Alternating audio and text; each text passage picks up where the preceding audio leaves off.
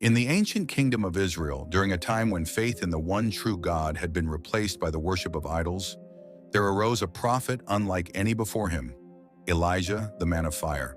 His story would be marked by miracles, challenges, and a powerful relationship with God. Elijah's mission was clear.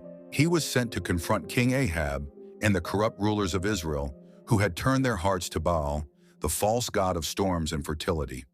The land was plagued by a severe drought, which Elijah prophesied would last for years, a divine punishment for Israel's idolatry.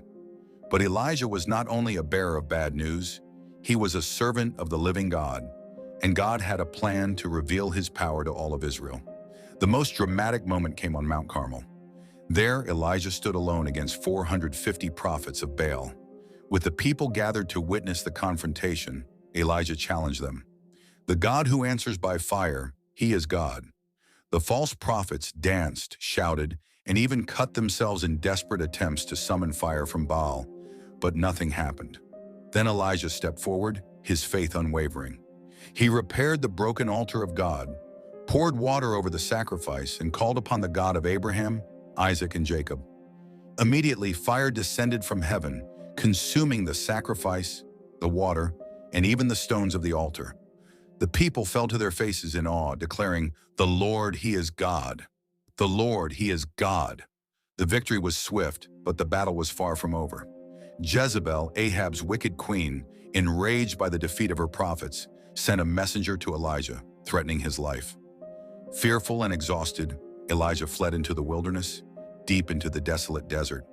There, under a solitary broom tree, Elijah prayed, asking God to end his life. He felt utterly alone, convinced that his mission had failed. But God did not answer with harsh judgment. He sent an angel to Elijah, providing him with food and water. The angel encouraged him, telling him to rest for the journey ahead. Strengthened, Elijah traveled to Mount Horeb, where God spoke to him in a way he had never expected. He didn't find God in the mighty wind, the earthquake, or the fire, but in a gentle whisper.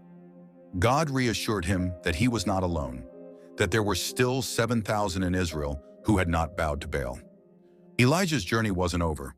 God gave him further instructions, including anointing Elisha as his successor, a man who would carry on the work Elijah had begun. Elijah's legacy was not just in the miracles he performed, but in the faithfulness he displayed, even in the darkest moments. But the greatest miracle of all was yet to come. As Elijah and Elisha walked together, nearing the end of Elijah's life, a chariot of fire appeared, pulled by horses of fire, and Elijah